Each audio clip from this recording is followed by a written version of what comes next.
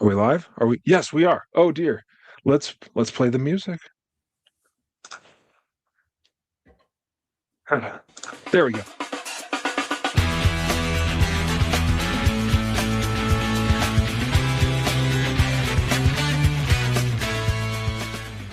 Hello and welcome everybody to another edition of the Twins Off Daily Podcast. Tonight we're doing a Twins Off-Season Live and we're doing a Monday night mailbag. Thank you so much for joining us. I am Sweet Lou Hennessy and I'm here with one of my partners in crime at the Twins Off Daily Podcast, Mr. Gregory T. Masterson. What's going on, Greg?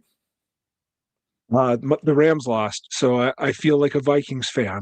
It sucks to watch your team lose a football game, though. It's nice because the missus is a Broncos fan, so I don't know how it would have gone if I got to watch the Rams in the Super Bowl right after she watched her Broncos lose a game short of it, or even worse, I can't imagine if it was a Broncos Rams Super Bowl. That'd be a nightmare in the Masterson household. Yeah, I'm sure.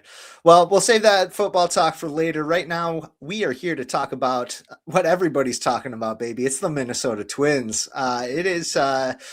It was the weekend of Twins Fest, as it were, and they made a little bit of rustling some feathers here with signing Mr.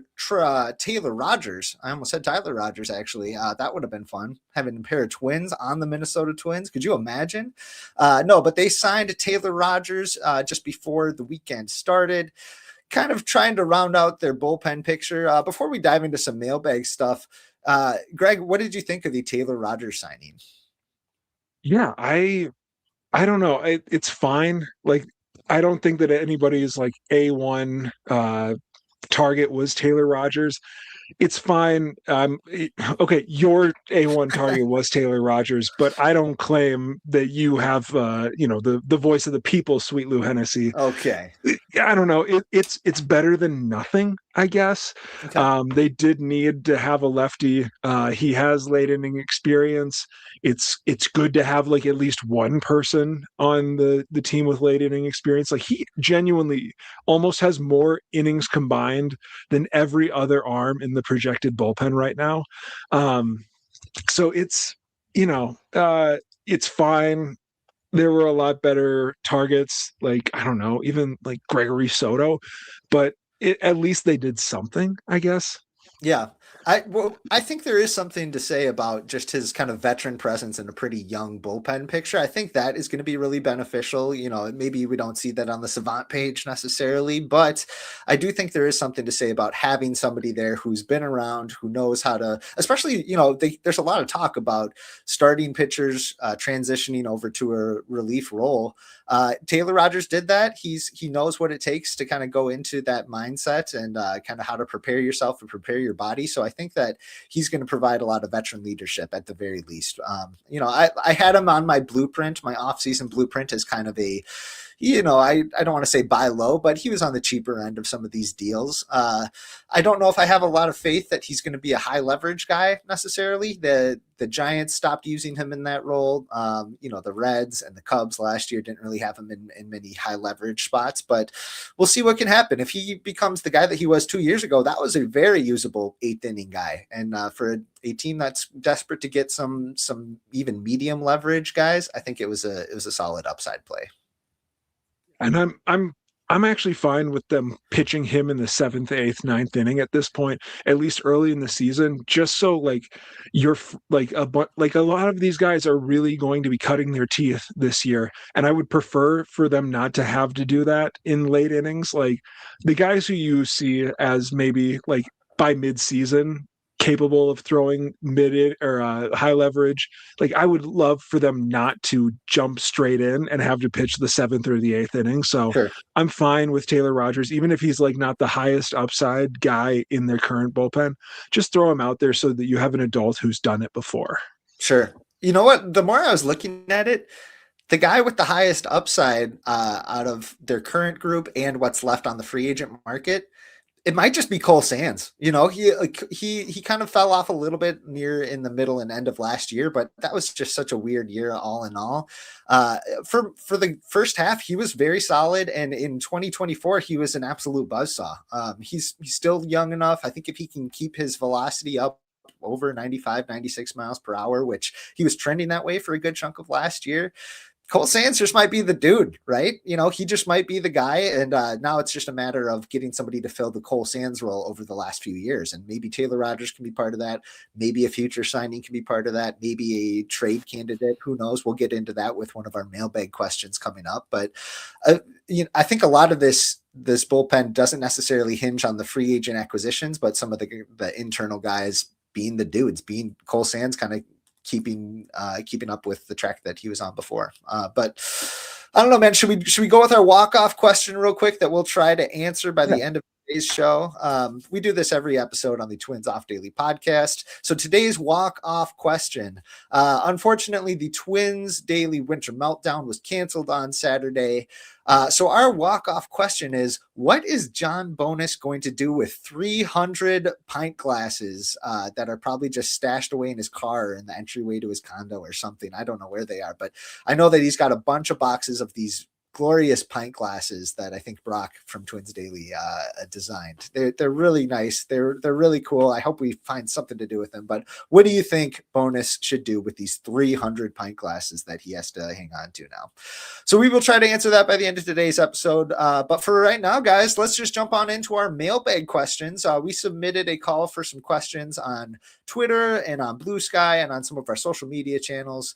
We gave our dear listeners, our audience members, the chance to send in some of their questions. If you have any questions still on your mind, please send them in the comment section, and we will try our best to bring them up as long as they are appropriate and as long as Greg and I feel like doing it. So, Greg, what is our first question of our mailbag? Yeah, let's just go straight into the relievers. So Jamie, JD Cameron, just a terrible human being, but a decent question asker. Yes. Asked trade and free agent candidates for a right-handed reliever for the bullpen, please. Lou, I think that you sent me some mumbo jumbo to show on the screen. Yes, I did. I came up with 3 candidates, actually. Jamie, thank you so much. JD, thank you for that question. You're a true mensch. You're a friend of the pod, as much as Greg hates to admit it. But here's what I came up with for a couple free agent additions that I think would behoove the Twins to explore, as well as one trade candidate. So why don't we start with a couple of the free agents? First off, I brought him up on the last podcast. That was Mr. Scott Barlow. A lot of you Twins fans maybe remember him from his time with the Kansas City Royals. He's bounced around a little bit here, but he's one of these, when he was coming up with the Royals, they always found a way to have these right-handed relievers that just were absolute bones near the back of their bullpen.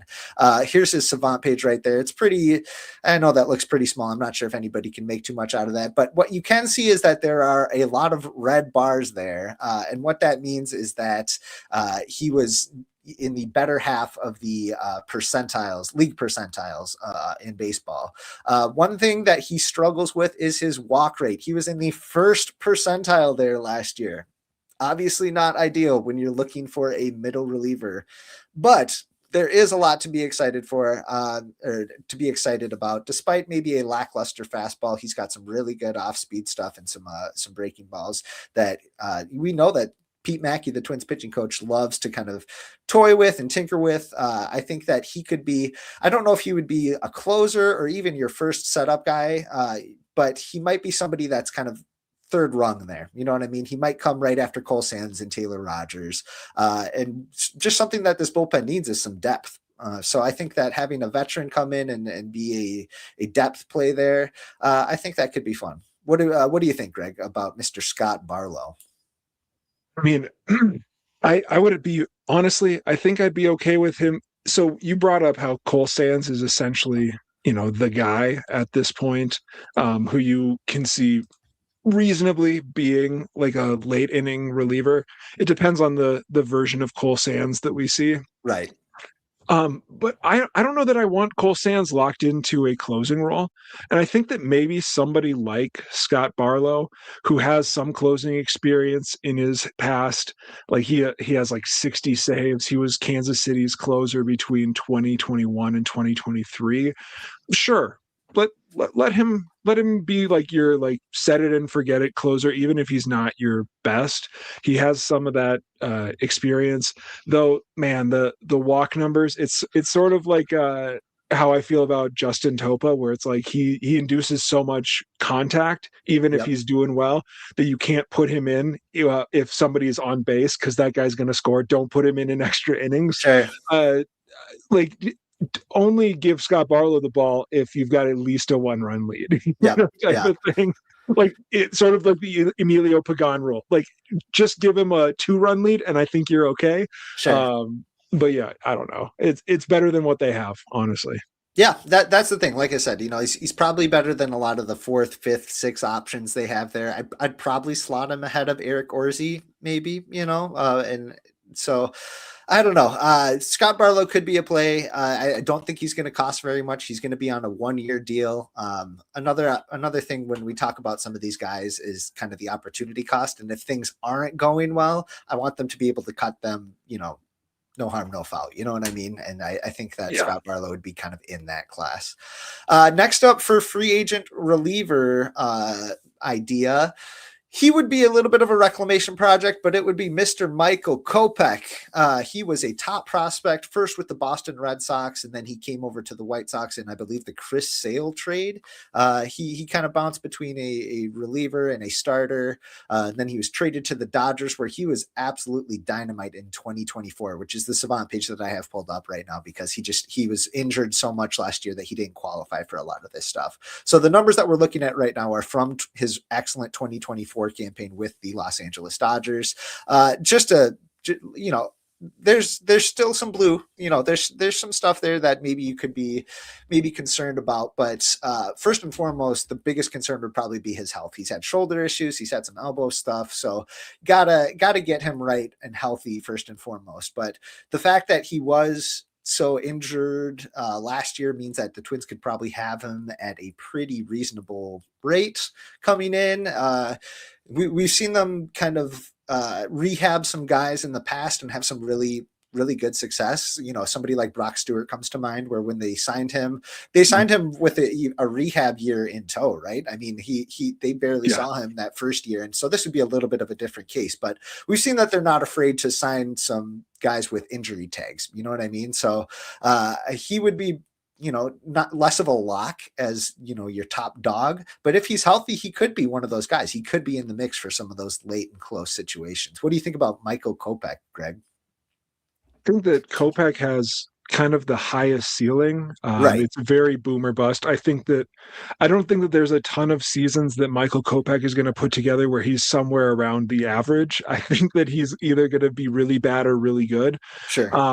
And so, I mean, if you're bandying about like a bunch of guys for a couple $1 million or, maybe up to 5, whatever, yeah, and you're wanting to take a swing, I really have zero issue going with Michael Kopech. I think that he can be a very dominant reliever. sure. And if you're talking about like a year like the Twins have, where it's like, I don't know, like the ceiling on the team is not terribly high, you're probably more prone to wanting to, like, it would behoove you to go and take some swings for some guys that truly could be very, very good.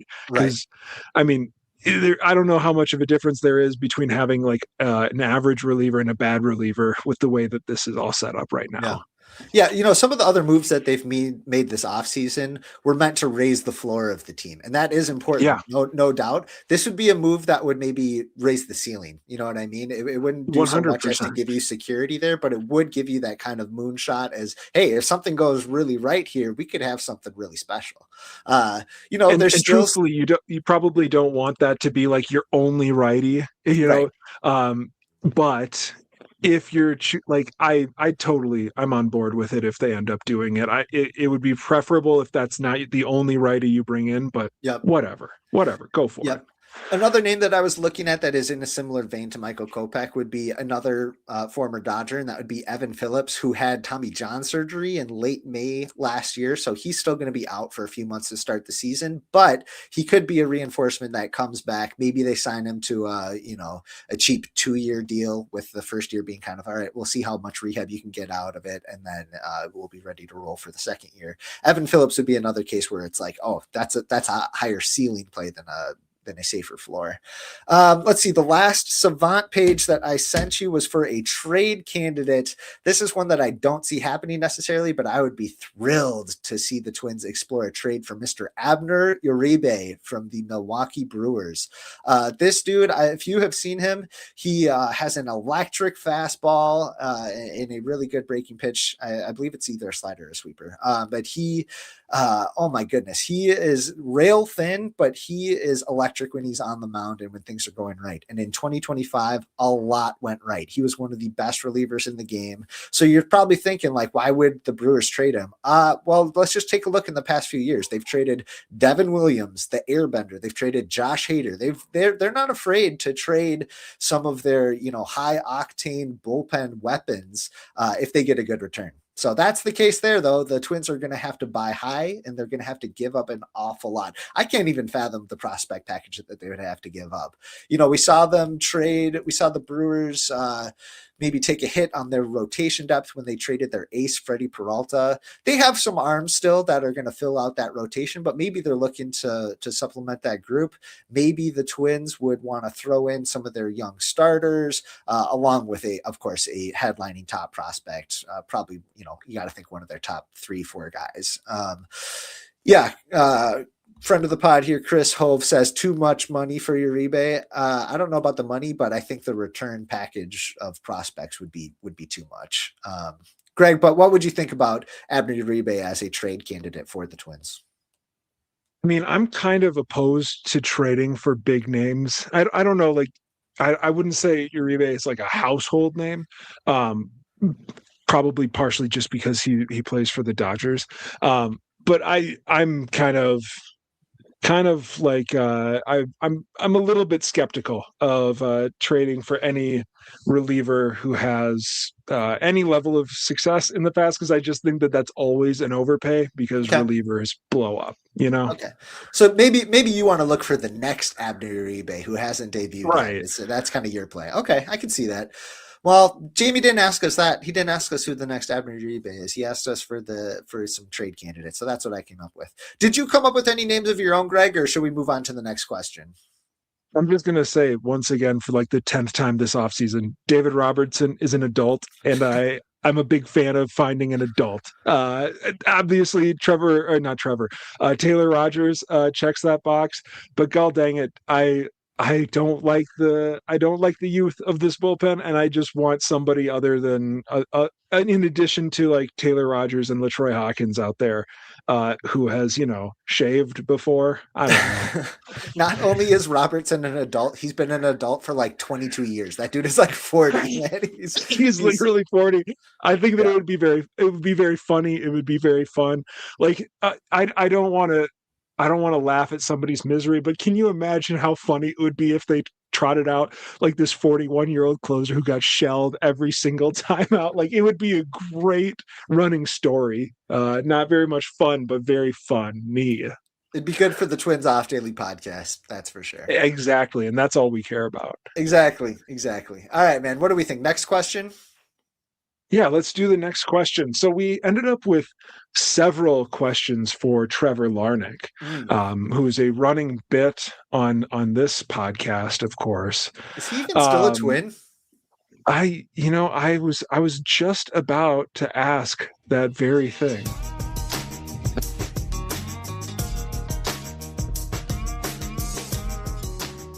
And I do not have enough time to pull up the slide, but it's time for everybody's favorite game. Is Trevor Larnach still a Twin? And as of our live stream on January 26, 2026, Trevor Larnach is still a Twin.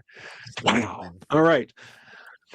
So we had 3 different questions about Trevor Larnach. I think let's go with the easy one first.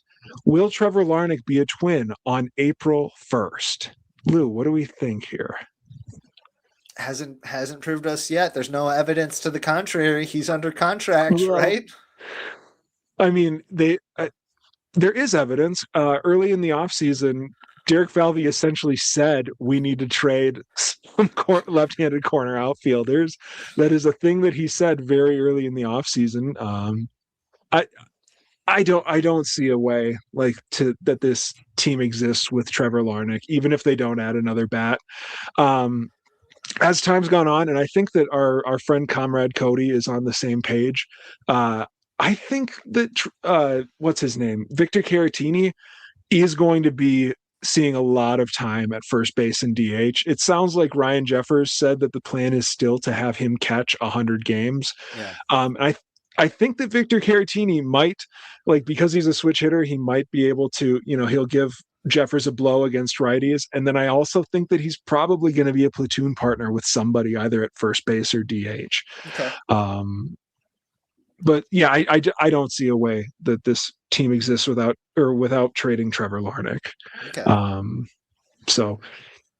Okay. Okay, second question. How about some mock Larnach trades? Some realistic, some unrealistic. Now, I think that the most obvious and realistic Trevor Larnach trade is just for somebody we've never heard about. Yeah, most likely. Yeah.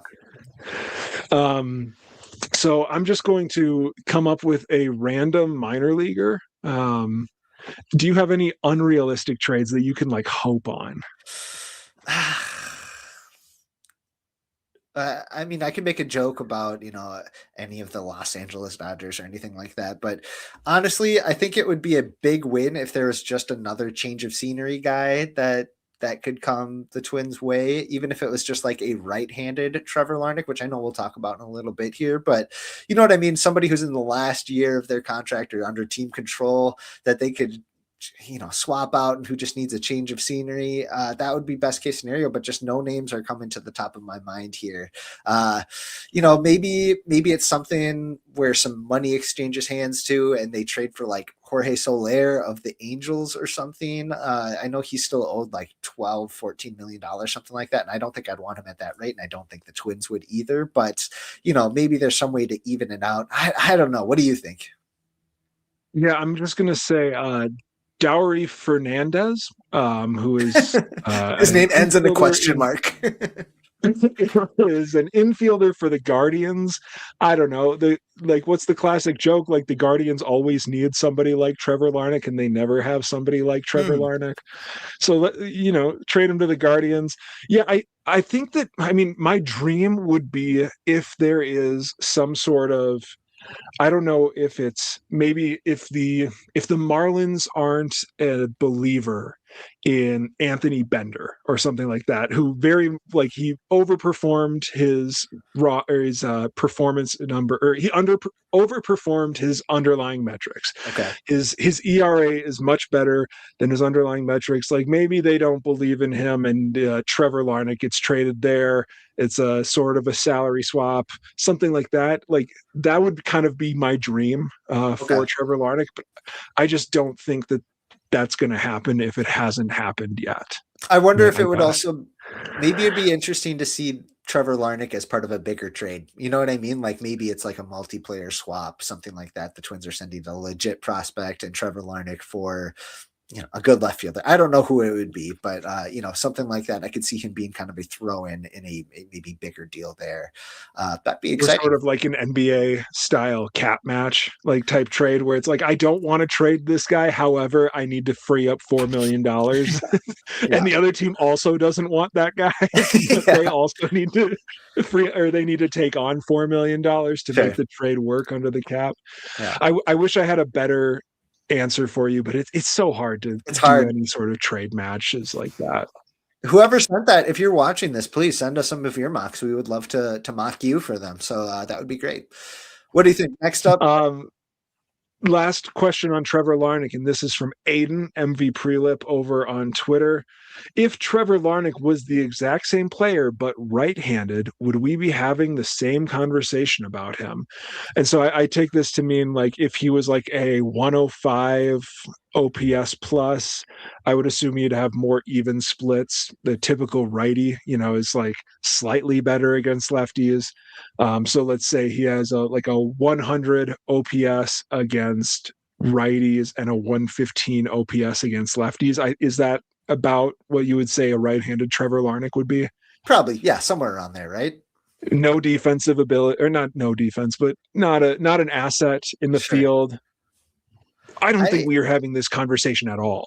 Yeah, I think he'd be kind of locked in, and I think that this conversation, Victor Caratini would not be part of it in that case. I think they would kind of roll with a lesser backup catcher and have this right-handed Trevor Larnach, right, with an R, Trevor Larnach. They would have him locked in as your DH for most days against lefties, and spotting him with Josh Bell as the left-handed side of that platoon. What do you think? Yeah, I think that Trevor Larnach would basically, he would be most days DH. He could play a little corner outfield. He could, especially if it's a day that, Buxton needs a half day or whatever, like having him in that position. Yeah, I think Trevor Larnach, if he was right-handed, would be such an asset to this team, because I don't remember the last time they had a right-handed corner outfielder who could hit like Trevor Larnach. And that's not a huge bar, but it's legit production. I mean, he wouldn't be like this like standout player, I don't think, but just because of the complementary fit that he has with this team, he would supplement the corner outfielders so well. You probably don't talk about Caratini. You definitely don't talk about Eric Wagaman. Gabriel Gonzalez might be heading somewhere like that. That changes everything, I feel like. Sure. Yeah, good question. Okay. So that was our Trevor Larnach segment. Okay, let's follow up Trevor Larnach, since Trevor Larnach is actually on this list. Will goes by the name Falvy's Mattress over on Twitter, asks, I'd like your favorite number 13 from the past 5 seasons. And don't worry, I know this one off the top of my head. So over the past 5 years, the number 13 has been worn by, counting backwards, 2025, Ty France, 2024, Manny Magoo, 2023, Joey Gallo, 2022, Trevor Larnach, and 2021, Travis Blankenhorn. Ooh. And if you don't recognize the name Travis Blankenhorn, he was he was a draft pick in like the late teens, like maybe 2018, 2017, something like that.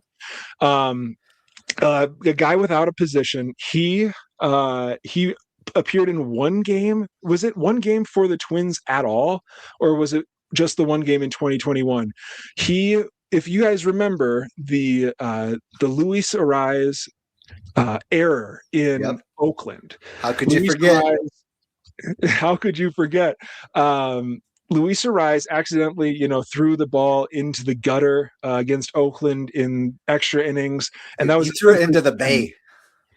Like it was basically the end of the 2021 season. But Luis Arraez was at third base because Josh Donaldson was the ghost runner at the beginning of the inning. They pulled him for this guy, Travis Blankenhorn, who wore the number 13. Was it Buxton was up? Buxton hits a home run. It does not matter who is running on third base.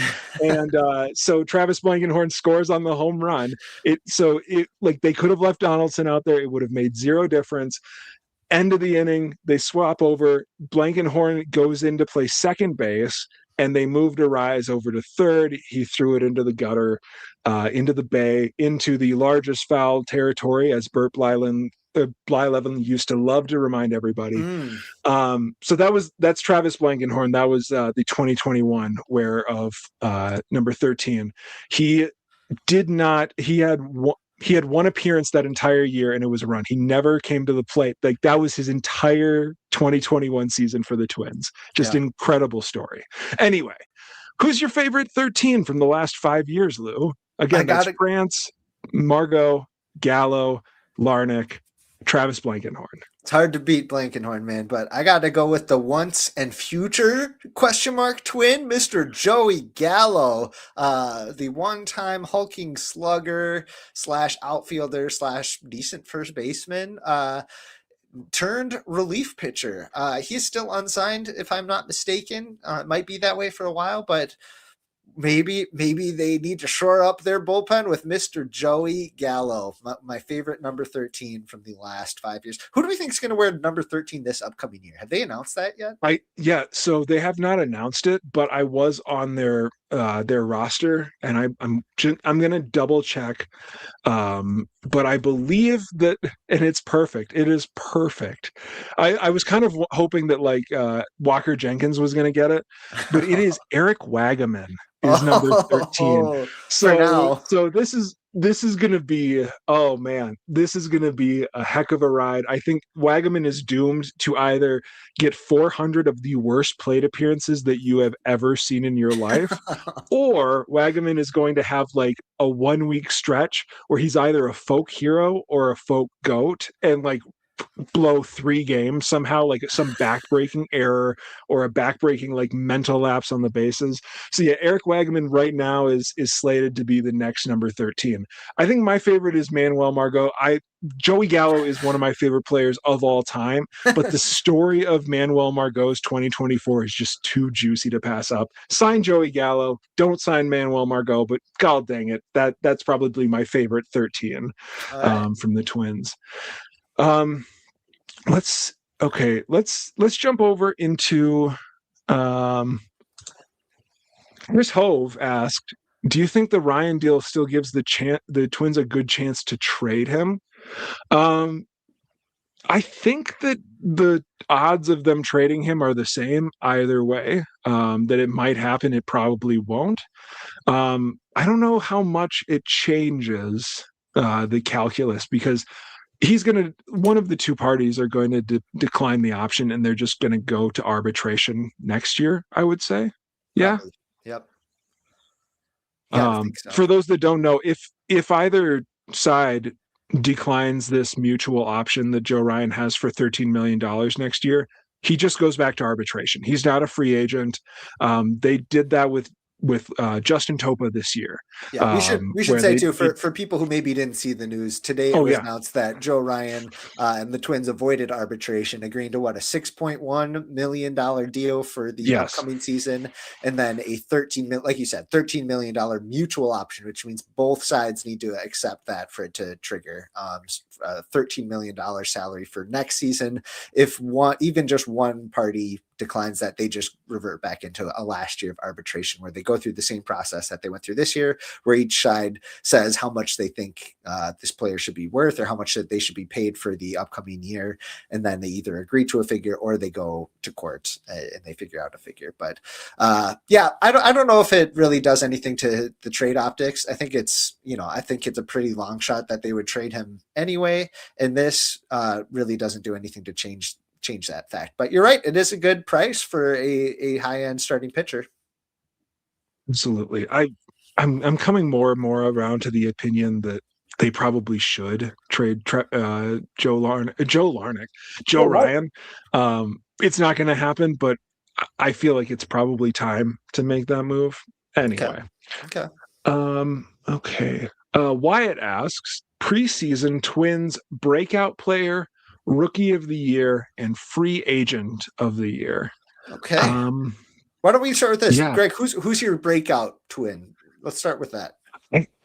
I think my breakout twin, I think that Taj Bradley's going to finally put it together. Okay. I think that we might be in the Jorge Alcala scenario where every year is the year that Taj Bradley puts it together. But I don't know. They sort of bought low on a depreciated asset, or a depressed asset. And I think that Taj Bradley is still pretty daggum young. I think he's got a breakout in him. What about you, Lou? Taj Bradley's good. And also for those listening and watching live, feel free to throw out your ideas in the comments who you think the breakout twin of 2026 is going to be. I'm going to go. He kind of broke out last year, but I might say Luke Keyshaw. I think that he might break out in another fashion and have a healthy campaign. He's already listed as, one of the top 10 second basemen in the league on some lists. I think that he's going to have another solid year, and he's going to firmly entrench himself in that kind of upper echelon of second baseman, which granted is not a super exciting group of people, but I think that Luke Keyshaw could be the breakout star. And who knows, maybe he sees some time in left field and center field. But if he's just a solid starting second baseman who plays most nights and has a batting clip that was as exciting and dynamic as it was last year, I think he could be the breakout star for the Twins. Yeah, I think that if I were to bet, it would be just some reliever. But there's there's going to be some reliever that's going to have like a 1.8 ERA and 60 appearances, and it's like, wow, where would the Twins be without that guy? Yeah. Our friend Cody says that Brooks Lee is his breakout for 2026. Oh, that'd be so refreshing, dude. That would be that'd be a great development for this team. That would change, like, I think a lot over the next like 3 years if you could just see a Brooks Lee breakout and he just becomes like a solid, like a Jorge Polanco level second baseman. I think that even if it's like slightly below that, right? Sure. Yeah, that would be huge. What about rookie of the year? There are a lot of candidates for this one. I don't know.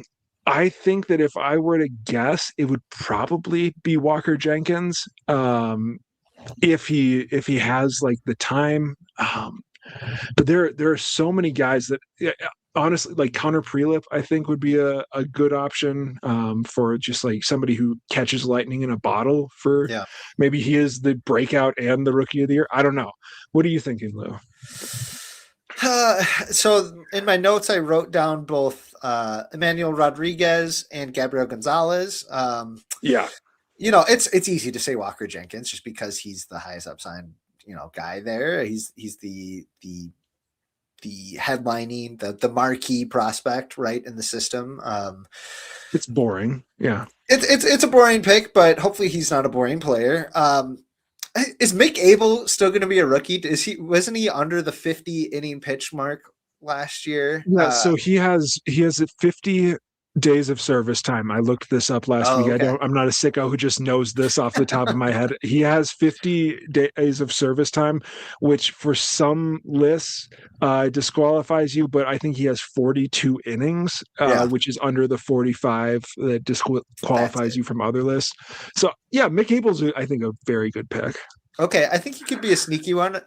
If he starts out the year in the rotation, it means he like really won it in spring training and that he came in shoving. That would be huge, and I think that would really improve his prospect on this list here. But I don't know. Gabby Gonzalez had such an exciting year in AA and AAA last year with a high batting average and some good power, even though he probably doesn't have a defensive home. He could be that kind of right-handed bat maybe in the middle of the year. Erod's exciting, got a ton of pop, got some good fielding. He could spell Buxton in center field from time to time. Comrade Cody says John Klein. Yeah, Cody, put some money down on that, baby. Chris Hope says, I think, I was just going to say, I think that there's a long shot. I think that Gabby Gonzalez makes the opening day roster, honestly. Okay. Like, I think that once they start sorting things out, like, I think he maybe like beats out, if they really need like a second right-handed platoon guy, like he beats out Eric Wagaman, right? Yeah. I think that there's a chance of that. Oh, that would be exciting. That he would be another one where it's like he would really have to earn it. So, okay, cool. Well, who'd you have for your free agent of the year? This is, I mean, what are we're choosing from Josh Bell, we're choosing from Victor Caratini and Taylor Rogers. Am I missing somebody? I mean, you're missing Orlando Arcia. You're missing Vidal. Oh, never mind. Not Vidal Brujan. Nope. That was a waiver claim anyway, Lou. Oh, sure. Gosh. Of course. Gosh, get it right. Gosh. Anyway. I don't know. Josh Bell, probably. I think he's going to just put together a solid year. I don't know. Victor Caratini could be like a secret star, but Josh Bell, I think, is the easy one. Honestly, I don't think that the free agent is on the Twins yet. That's my bold prediction. That was is that my there's note going to too. be somebody else. Stay tuned. ... Like just alluding to some Framber Valdez coming to the Twins. You heard it here, folks. Yeah, I would probably, the easy money's on Bell. Hopefully he can pop some home runs, be in a nice little platoon over there at first base and at DH. That could be fun. So I'll go with Josh Bell or stay tuned. ... Okay, so I'm a little bit confused on this one. So Wyatt, who asked two good questions, and then one, I'm just going to say it's a bad question because I don't understand it. That's how things work, right? If you don't get it, it's stupid, right? Exactly. So he asks, which Italian brain rot character best sums up this team? And I don't know what that means. Do you know what that means, Lou? I don't know what that means either. We probably don't need to spend too much time on it, but I think we threw this over to Comrade Cody, who had an answer, or he was familiar with it. But so he responded that it's tralalero tralala. And so that reminded me of, do you remember the video on like YouTube in like 2010 where the guy was like singing tra-la-la-la-la-la-la-la-la-la, tra-la-la-la-la-la-la-la-la-la-la-la-la-la-la-la. Can't say I do. Oh, I don't know what that guy's name was, but that's who I thought he was referring to. Apparently it's not. I don't understand this question. Anyway. As much as I like to get Chris, I hope you are too pure for this world. No, I'm with you, Chris. I don't know. I don't know, man. The youth are out of control. Our last pre-submitted question was from John Leno. He said that I could pronounce his last name like Sano. So I'm going to call him John Leno over on Twitter. Should Twins off daily sign John Leno? Should the Twins off daily podcast answer a question from John Leno? Actually, that voice kind of works because he prefaces it with "Sorry to shock jock you, but who wins this World Series next? The White Sox or the Twins?" Oh, my answer for that is whoever wins the ALCS matchup in 2026, baby. Let's go. I mean, I think it's, I don't know. I want to say the Twins, but like, I don't know. I think I might be overestimating the state of this franchise right now. It's been a depressing offseason, man. Right, but like they still have a better minor league system than the White Sox. Of course they do. They have a better. The White Sox have the Pope, though. For now. Okay. The Twins don't have a Pope, so. I don't know. The power of God's behind them. It's not great. Okay. Did we get any more questions in the chat? I don't think we did. So why don't we boogie on down and we will go into our next segment here, which is everybody's favorite. It is Greg's Gripes.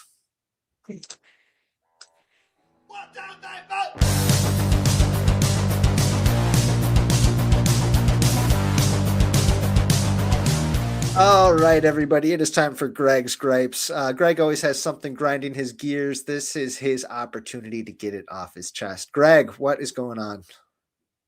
I'm sick of the weather. I went for a run yesterday and I got frostbite on my hands. That's my gripe. Yeah, I don't think that it's ever happened to me before. But I went for a run. It started snowing like on my run. It was like 0 degrees and I didn't have gloves on because I don't really run in gloves. Okay. And then I was on my way back to my house and I was like, a half mile away and I looked down at my hands and like they were, pink red, like it happens. But then like there were splotches of white on my hands and I was like, great. Oh no. And so I shoved my hands in my pocket and just like sprinted home. I walk in and there was I was wearing a hood, but my entire face was just covered in ice, and it was very uncomfortable. Don't recommend, getting covered in ice. But eventually my hands did thaw out. I spent the entire Rams game with them in my armpits. So they're just like slightly red and splotchy now. But Okay. yeah, I'm sick of the weather. I'm sick of the cold and the wind and the snow and the ice. Yeah, me too, man. Me too. How about this? What current Twin do you think is most likely to get frostbite at some point here? I'm going to go with Walker Edouard Jenkins. Julien. I think that he's primed for some cold weather, and he's gonna get frostbite one of these days. One of these days.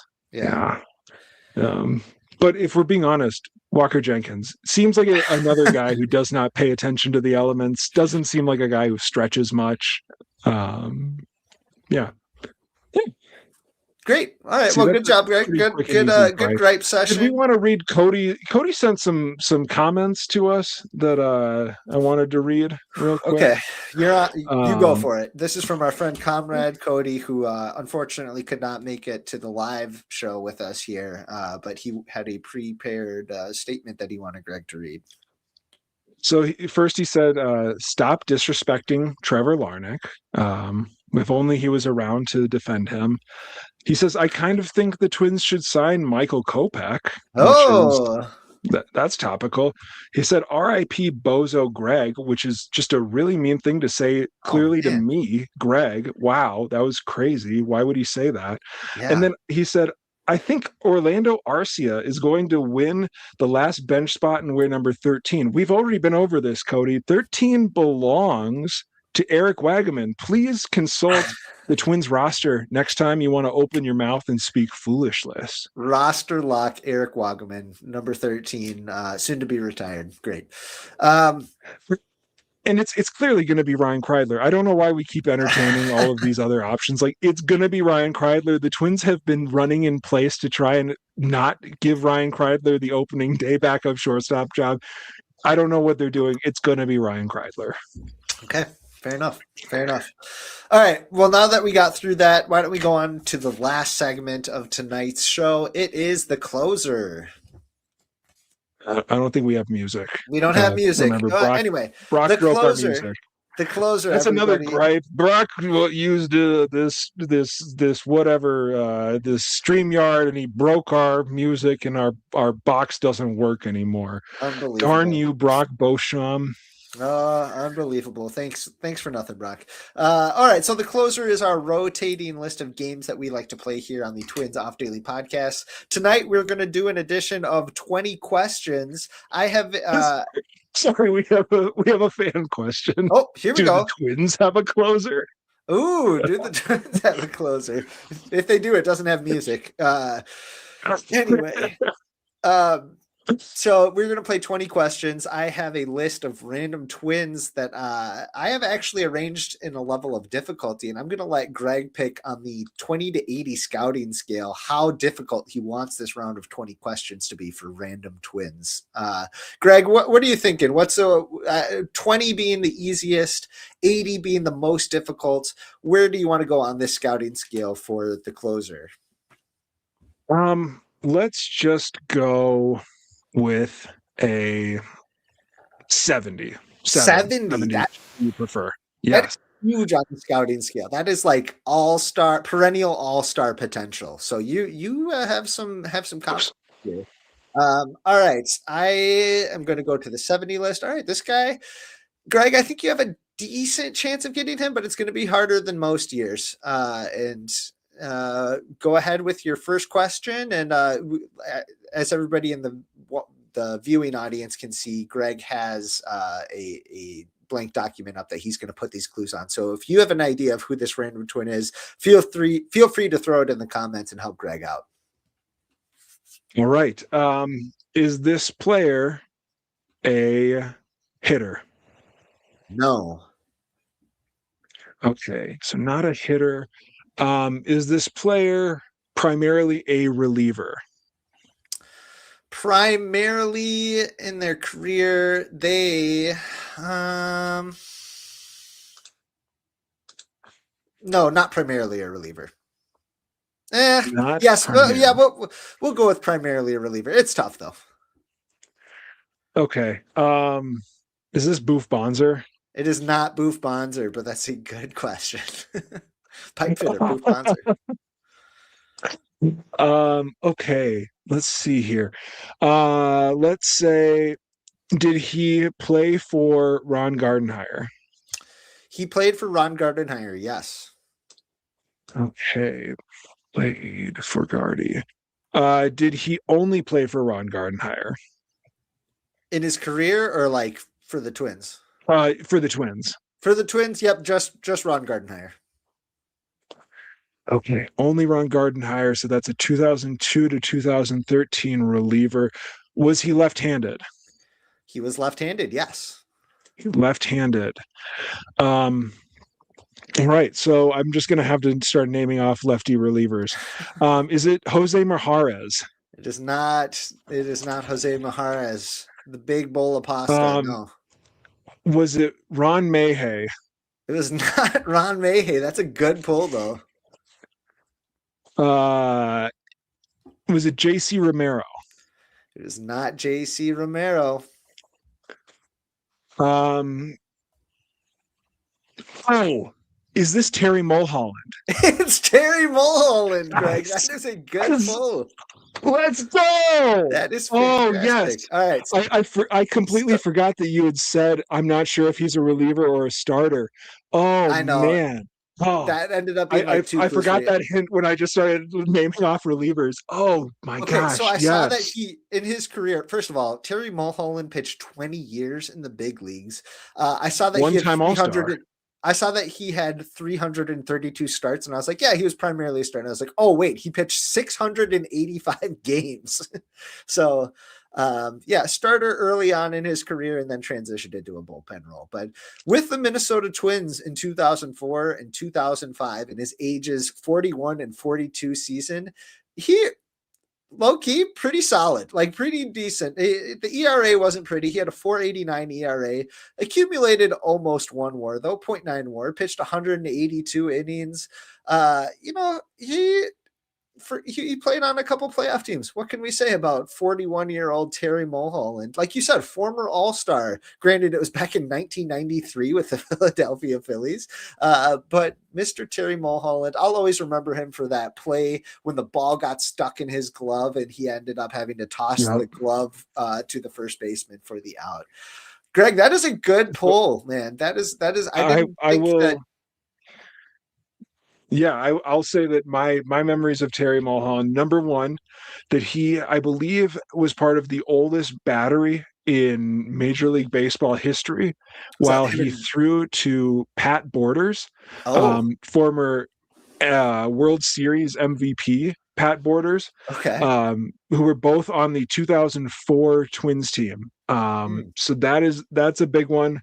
I think that maybe like a like when Satchel Paige did that bit where he came back for 3 innings to play for Chuck Finley's A's, I believe that might have that might be the record, but outside of that, like among like normal players, that's Terry Mulholland. The other thing that I remember Terry for is when I was growing up, he would always be the pitcher at the games that I would go to because the tickets were cheaper for those games.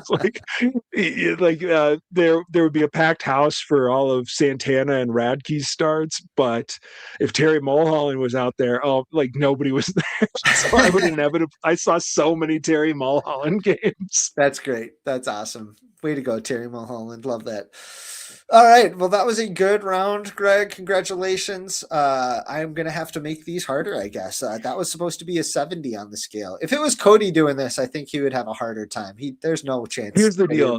I have a huge soft spot for Terry Mulholland. Like, what you don't know is that like Terry Mulholland is on my list of bootleg jerseys to get. So can't wait to see that.